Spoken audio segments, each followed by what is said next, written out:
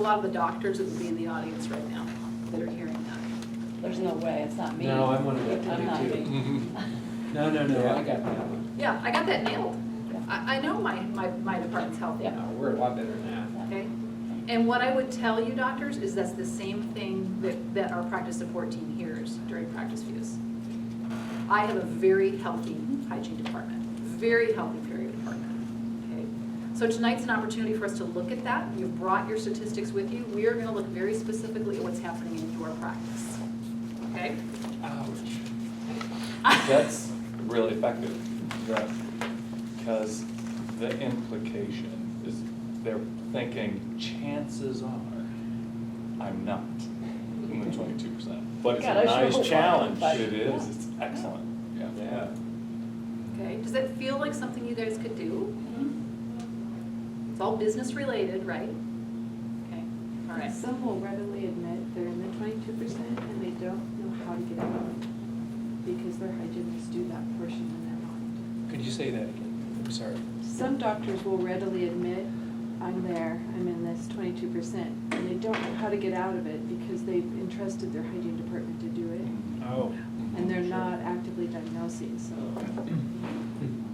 Okay, so our goal is obviously to get them to a way forward, right, as we move through the training. So we're gonna start with some benchmarks to start with, so you get an idea where those come from. And that'll lead us into a further analysis where we'll actually apply this to your practice. Okay, so basic benchmarks state that your hygiene department should be producing about 35% of the total production of the practice, and we take them through this chart here. Okay, 35% comes from our hygiene procedures, the balance comes from the restorative procedures in the practice. Okay.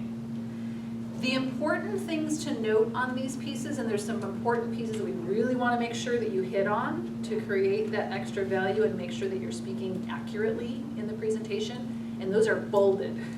You'll see in my notes, okay?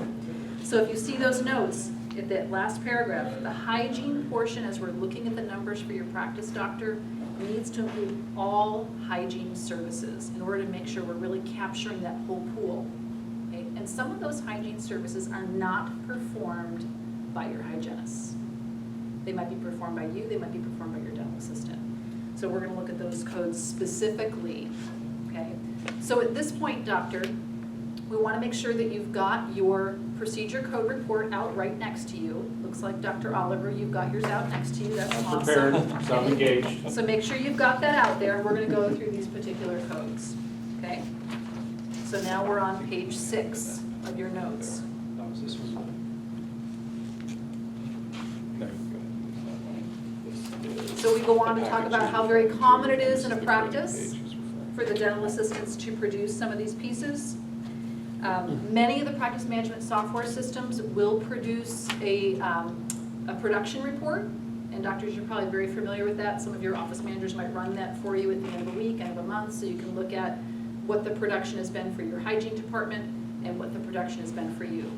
The challenge with that, without going into the individual codes, is it may not be giving you an accurate measure of what's really being produced in hygiene. Okay, so we're gonna go back through and look at that right now.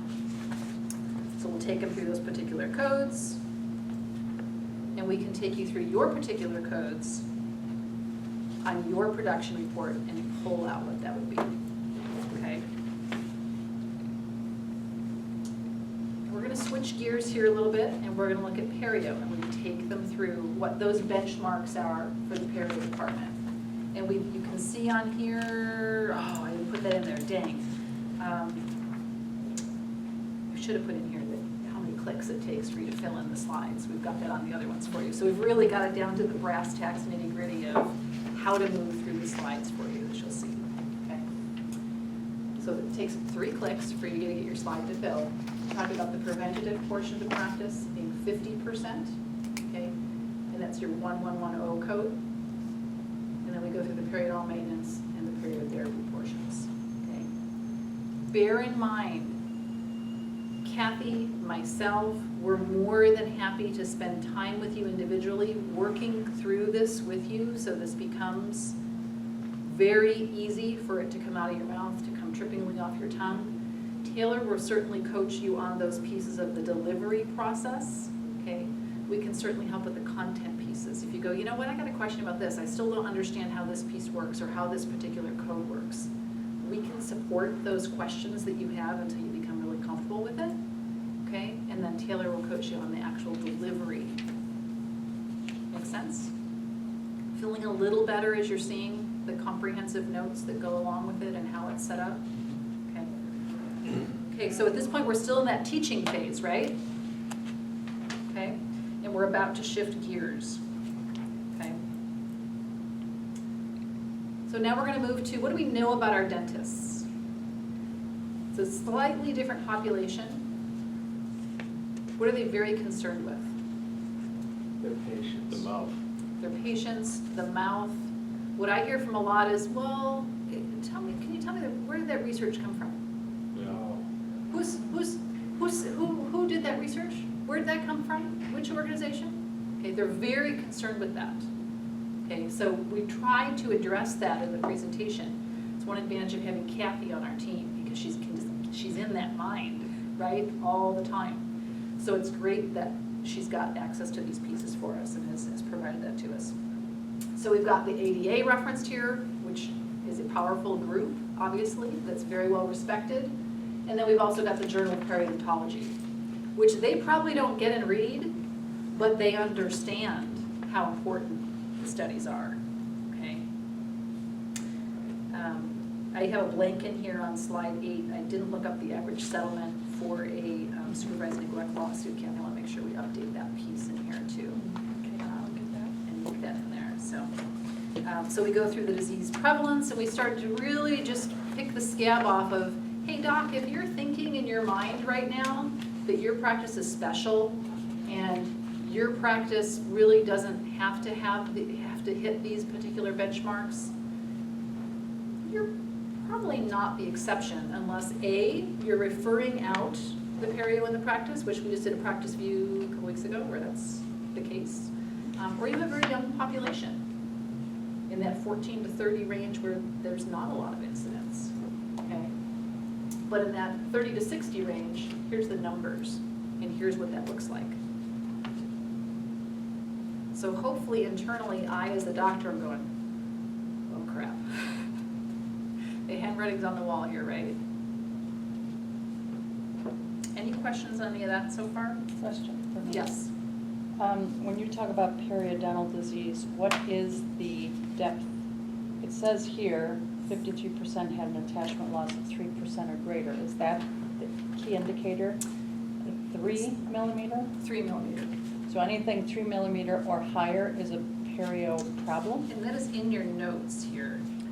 And Mary, just to clarify that, because I think you're talking pocket depths they get with the I am. probe when you I hear am. yeah. Attachment loss is not pocket depth. Okay, so what's the That difference? is pocket depth plus recession. It's getting to bone loss because the attachment is the gum's attachment to the bone. And then we say how much of that is lost.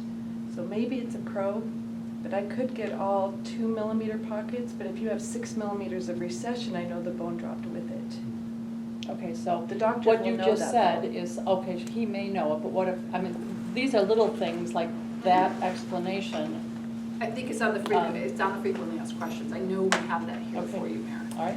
Where you'll get resistance, I think, is the slides before. They don't necessarily know the codes, like you said earlier, because their front office does the Right. coding. Right. And I'd be happy to go through that coding, so you understand that better. That's helpful.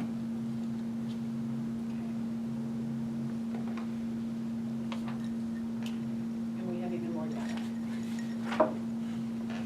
Okay, so there's no denying it right now, right? Okay. So now we would be looking at the doctor's actual numbers. Okay, this is where they're going to be applying the information and hopefully seeing a difference between what they thought and what the actual status of the practice is. So you've got a sample there. This is part of the packet that you would have, that if you've got a doctor who comes and doesn't have their information, you've got this piece there. And then you've also got, not sitting on it, I am. You've got an example behind your agenda of the form that they'd be completing. And a lot of you who've done practice views have seen this form because you've seen it come out in the notebook. So this is the piece that will take them through, similar to what Kathy and Dana and I produce when we do a practice view. Okay. And we've got an alternative activity as well. We're trying to arm you with as much as you can. So once you get really comfortable and you're able to move through this, and we'll take you through how to get those particular numbers. There's another sheet immediately behind that where you can add insult to injury, quite frankly. Where you can put in what their current fees are, and if their fees aren't at the 80th percentile, if they were at the 80th percentile and their numbers were healthy, here's the bottom line, net impact on the practice profitability. Okay. So we're starting, I think, I can safely say we've got this one prepared for you, and this is probably the one that is gonna take the most study for you. So we've really started with one that's gonna take a lot of nurturing and support to get you guys comfortable with some of these numbers. It's not difficult, but it's probably the more difficult than some of the other ones that we have in the can on overhead and things like that, which are probably much more in your comfort zone. So you could certainly start with those and get through those pieces, but want to give you this one because we think it's going to require the most probably time and study at this point to get through that one. Okay, Kath, would you agree that this is probably the one that takes the most? It takes the most understanding, but I also think it's the most immediately impactful in dollar for the doctor. Mhm. So you'll get the most traction with this one because they can immediately employ some of these strategies to gain higher profitability. So we certainly want you to ask what you discover about the health of your hygiene department. At this point, as Taylor's coaching you, they may not say anything because they might be a little too prideful to share that openly, but you can certainly have them do some sort of tactile activity that'll help them get those thoughts down. And how's that feeling? And let them wallow in it a little bit more. Well, you don't necessarily want them sharing their information, though, right? They can share this. I- They can share This this. is an antitrust, is that what you're thinking? Yeah. Yeah, no, That's this just has- fees, there's no collision here. Okay. I This thought is just fees. procedures they've done. So if they're comfortable and they go, Oh, it's the second holy page. Ethel, back up the The bus, second yes. page applies what they're charging. It has their Yeah, chart, what their that charge has their is. fees. Okay. Mhm. But they could still say, oh my gosh, this is a $54,000 change for me, or this is a $184,000 switch in my practice.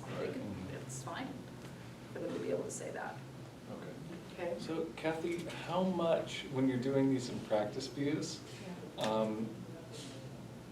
what's a typical range that you'll see of savings they could realize? Oh, well, the example in there is what, Oh. 87,990, I think. 88,000. That's actually a practice we did in Olympia, Washington. And he was pretty exceptional because he was a great leader, so he could bring the team around rather quickly. That was 9 months, 10 months change for him. And there's no new patients, there's no new staff, there's nothing that was added to the overhead to that. That's right on the bottom line for him. So this is that example, this is the example Okay. that Kathy's talking about. So we'll take them through this example, obviously, on the screen, filling in the statistics just like they would on the worksheet that's in front of them. And this is that gentleman's practice.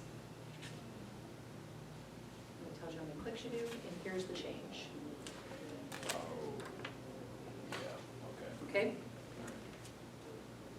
So they figure the change for their practice.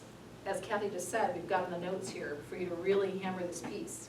Keep in mind, doctor, this is not adding any patients. Because what are we all hearing out in the field right now? If I just had more new patients, if I just had more, every single practice view, I think that's what I'm hearing. I know that you're hearing that as well. If I just had more patients, I'd be more profitable. Here's a way where you don't need any more new patients. You just need to be really quick, coding properly to get what you need. During again, going back to our sales meeting, I can't remember if it was this year or last year, there was a great presentation done by, I thought it was Dentsply, about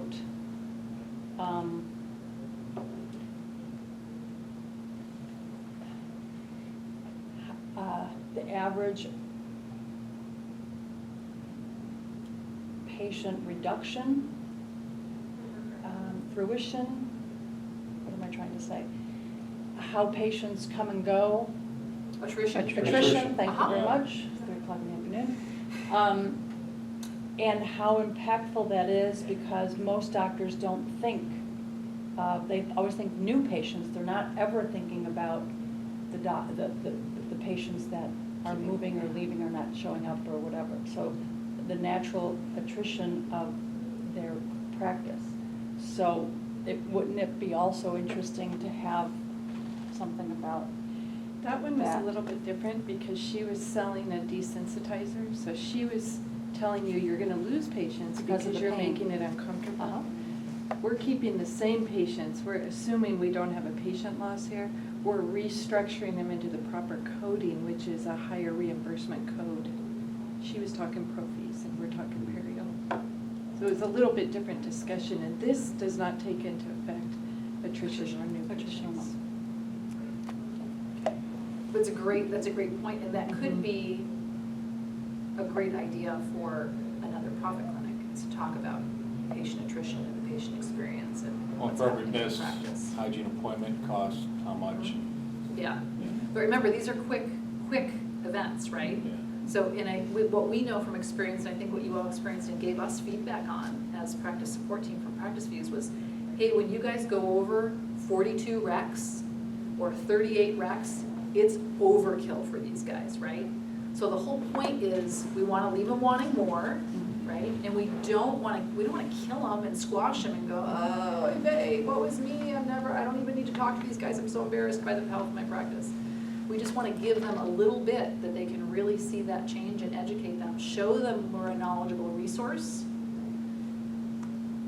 and then talk with them about, obviously, the Burkhart solution, right? We need to lead them to Burkhart. This is just a piece, doctor, of what we're able to support your practice on, right? Okay. And then we make it real for them. We talk about what that $87,000, $87,990 could buy. So just a couple ideas. So leaving that with them, and you'll see them in the notes. And we talk about, ask the audience to pause, think about what they could have done with this extra revenue. How would the past year have been different for you, doctor, if you'd had this additional revenue?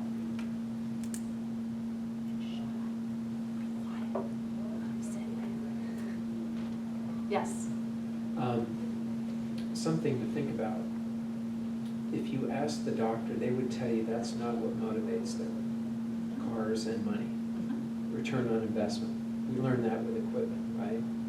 That's not what is the motivating factor for them to make that purchase or to make that behavioral change. It really is about better patient care. It's coming up. So maybe you put a smiling face and Yes. an investment in a piece of Or this. technology. There you go. I should have read the I read notes. your mind, Dr. Reese. Sorry. Yeah, we read your mind. So for some of you, it's not about this, right? It could, quite frankly, be about extra time that you have, that you can take your wife on that long-awaited vacation because you've been working so hard, doc. Or it could be going back to the reason that you went to dental school to start with. It's about patient care. It's about the benefit to the patient and doing the right thing. So let's talk about that. But that's a really good point.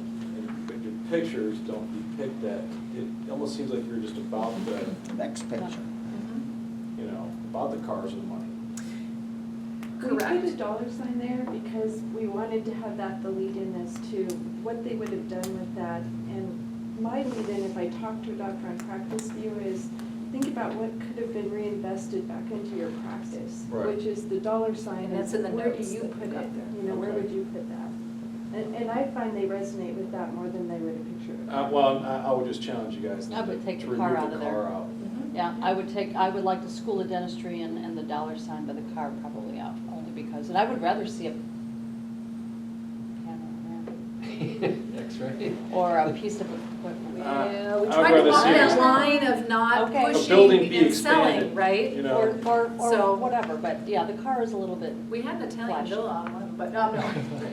Put an But empty the School of operatory in Dentistry, there I or will the tell you, picture this- box. the School of Dentistry picture resonates a You lot, bet. especially Oh, yeah. if you've got those younger guys that are going, Yeah. I'm struggling even to make my loan payments. Yeah.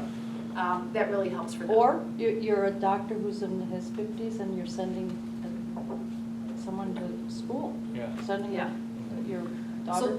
that's the type of feedback that we need for these. If you're seeing something that's not working, please get that back to Taylor. The way we've set these up, you guys, because it's so important for it to follow that consistent pattern, we've locked the slide itself. We don't have the notes locked. So these notes are in there for you, and if they work for you, awesome. But if you find that, obviously, this, you gotta be able to make this your own, right? What comes out of my mouth or out of Kathy's mouth isn't gonna be exactly you're gonna wanna have come out of one of your mouths. So those notes are free for you to put in and remind yourself and do whatever else you need to do. But we do have the slides locked because we don't wanna have changes made so that we don't even recognize what it is, and it doesn't really follow that challenger modality if we do that. So that's something that you get back to Taylor and say, yeah, get it released, get the new Duly images, noted. and we'll get it back to you. And we're not sharing these slides with the doctors. They say, hey, that'd be nice to have. Can you send me that? Right? Well, it is an opportunity for follow-up, that if I got your email, we could send you that particular slide when you talk with practice support team about blah, blah, blah, Okay. and when I get that guaranteed lunch with you. No. That's taking control. Exactly. Yeah, I think that's a great question. I think that would be, how do you get another meeting out of that question? And it sounds like what you're suggesting is, so this information is proprietary, and we're providing it to you tonight at this particular event. But I'd be glad to share some of that information one-on-one with you in the future. At some time that works for you, but really we're designing these for current and prospective Burkhart clients. Well, and if you're asking, Doctor, I'm not sure why you're asking, if you're asking for yourself, or if you're thinking about your study club, because I would love to be able to take part, and let's talk offline about me coming and doing this presentation for your study club then.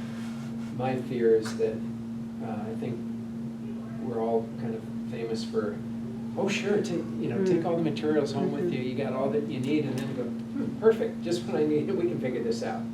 Yeah. Don't need you anymore. And it does, yeah, that goes against the idea of the exclusive nature of it, that we're doing this just for them. Yeah. I think this one in particular, though, will lead to more doctors' questions. Because they're gonna question that the statistics don't apply to them.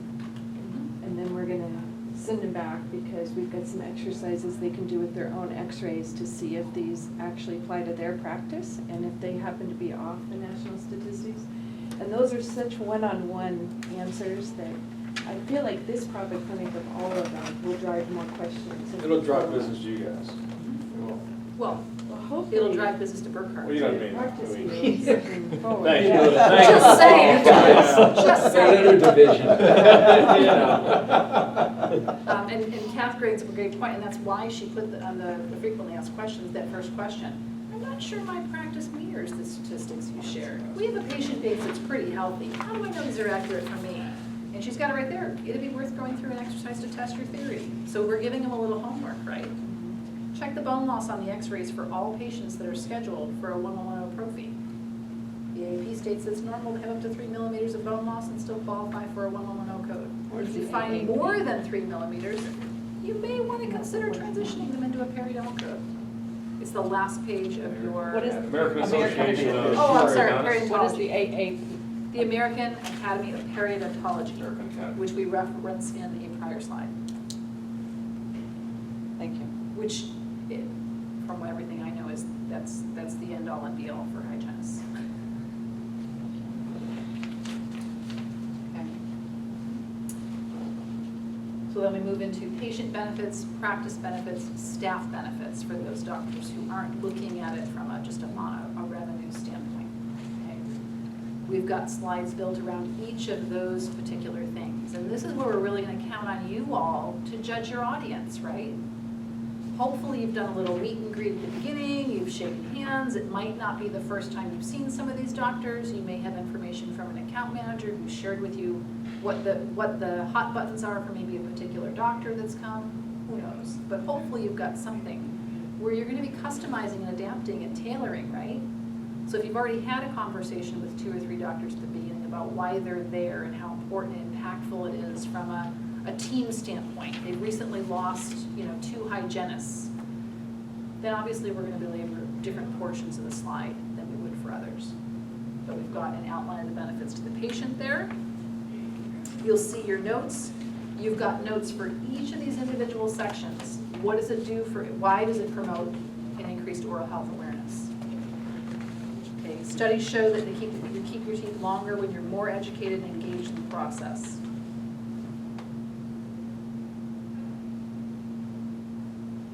The oral systemic connection is pretty hot out in the field right now. So that speaks to that lower incidence of health-related issues that's there. Okay, and there's an added dental benefit for many of the patients. And it goes through an explanation of that in the notes for their 3 to 4 appointments per year, if they're coded properly. And then we go to the benefits of the practice. Litigation is something we need to go there on, right? It's the number one claim in practices right now, supervised neglect. Okay, and you'll see the notes outlined there for you on each one of those. Mary, this number 3, I think would resonate really well with you. And again, you're gonna highlight each of these notes depending on who's in your audience. Okay, so if attrition has come up, or you think that's something, this number 3 here, your patients will trust you more. They will stay with you. It's an enhanced patient experience. Okay, and they may be very surprised, and this makes perfect sense to me, but this is one that didn't dawn on me until Kathy started heavily delving into this a few years ago and really educating our team more on these pieces, is that your restorative case acceptance also increases. If I have a heightened awareness of the health of my mouth and the appearance of my mouth, naturally, I'm going to accept other additional treatment, right? And there's statistics there that prove that. Any questions on this section? So hopefully they're pretty overwhelmed by this point at the benefits to them of change, right? Because the pain of same needs to exceed the pain of change, and we're trying to get them to change, right? Okay. So how to improve? What part of the Challenger sale are we at right now?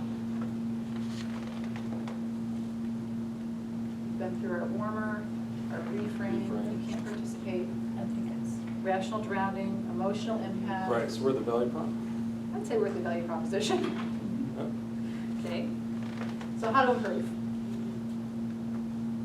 Well, you can review your baseline data with your team. There's all the things you can do. You can help your team understand coding better. Review the benefits for change with your team.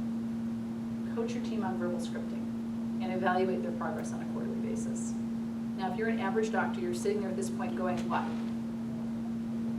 How? how am I How gonna the do hell How am am I I gonna do that? Yep. Do you have examples of the verbal scripting? As a matter of fact. Huh. Okay, obviously the slide changes depending on your presentation, but so the Genius bar there, they're all access pass, and we've got our notes in there. That this is all at no charge to Burkhardt accounts. So hopefully by this point, they're salivating, right? Going, how do I become a Burkhardt account? How do I gain access to this amount of knowledge to help my team? Okay.